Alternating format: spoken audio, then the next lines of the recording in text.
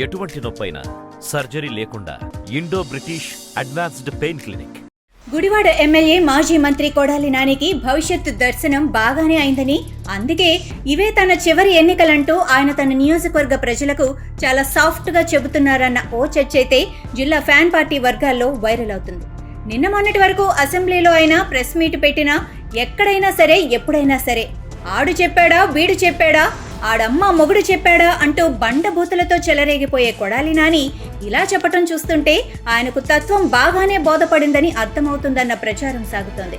రానున్న ఎన్నికల్లో గుడివాడ అసెంబ్లీ స్థానం నుంచి మండలి హనుమంతరావు పేరును పార్టీ అధినేత వైఎస్ జగన్ పరిశీలిస్తున్నట్లు ఇప్పటికే ఓ ప్రచారం అయితే జిల్లాలో జోరందుకుంది.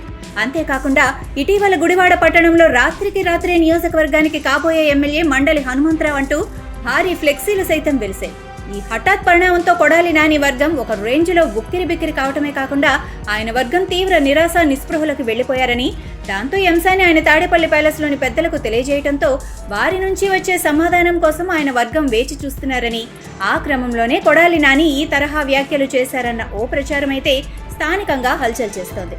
ఇప్పటికే గుడివాడ నుంచి వరుసగా 4 సార్లు ఎమ్మెల్యేగా ఆయన ఎన్నికయ్యారని, 2004, 2009లో టీడీపీ నుంచి గెలిచిన ఆయన ఆ తర్వాత జగన్ పార్టీలో చేరి 2014, 2019లో ఆ పార్టీ ఎమ్మెల్యేగా విజయం సాధించారని, అయితే 2019లో వైఎస్ జగన్ పార్టీ అధికారంలోకి రావడంతో ఆయన కేబినెట్లో పౌర సరఫరాల శాఖ మంత్రిగా కొడాలి నాని బాధ్యతలు చేపట్టి ఆ సమయంలో ఆయన ఎలా వ్యవహరించారో ఎలా మాట్లాడారో అందరికీ తెలిసిందేనని, దీంతో ఆయన పౌర సరఫరాల శాఖ మంత్రి కాదు బూత్ సరఫరాల శాఖ మంత్రి అంటూ ఓ ప్రచారం అయితే సోషల్ మీడియాలో చాలా బలంగానే వైరల్ అయింది.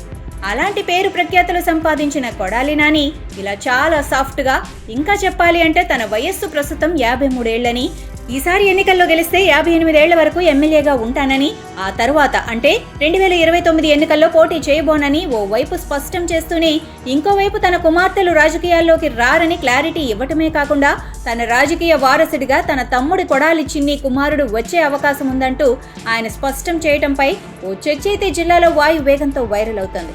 అదీ కాక కొడాలి నాని అనారోగ్య సమస్యలతో బాధపడుతున్నారన్న ఓ ప్రచారం ఓవైపు జరుగుతుండగా, మరోవైపు ఆయన హైదరాబాద్లోని ఓ ప్రముఖ ఆసుపత్రికి వచ్చి వెళ్తున్న దృశ్యాలు సైతం ఇటీవల సోషల్ మీడియాలో వైరల్ అయినాయి. ఆ క్రమంలోనే కొడాలి నాని ఇవి తనకు చివరి ఎన్నికలు అంటూ వ్యాఖ్యలు చేస్తున్నారన్న ఓ చర్చ సైతం ఊపందుకుంది.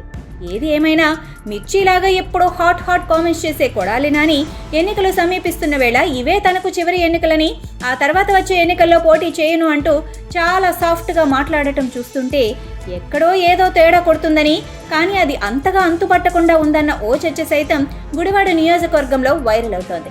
అదీ కాక ఇప్పటికే ఇదే డైలాగ్ ఒంగోలు ఎమ్మెల్యే మాజీ మంత్రి బాలినేని శ్రీనివాస సైతం వాడారని కృష్ణా జిల్లా వాసులు ఈ సందర్భంగా గుర్తు చేస్తున్నారు.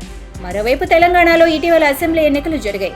హుజూరాబాద్ నుంచి బీఆర్ఎస్ ఎమ్మెల్యే అభ్యర్థిగా బరిలో దిగిన పాడి కౌశిక్ రెడ్డి కమలాపూర్లో ఎన్నికల ప్రచారం నిర్వహిస్తూ, మీరు ఓటు వేసి దీవిస్తే 4వ తేదీన ఎమ్మెల్యేగా జైత్రయాత్ర చేస్తా, లేకుంటే శవయాత్ర చేసుకుంటాం, మా కుటుంబ సభ్యులు 3 ఆత్మహత్య చేసుకుంటామంటూ ఓ సెంటిమెంట్ ఆయుధాన్ని ఉపయోగించి ఎమ్మెల్యేగా ఆయన గెలిచి అసెంబ్లీలో అడుగుపెట్టారని, ఈ తరహా ట్రిక్స్ గుడివాడ ఎమ్మెల్యే కొడాలి నాని సైతం ఉపయోగించే అవకాశం ఉందన్న ఓ చర్చ సైతం వైరల్ అవుతోంది.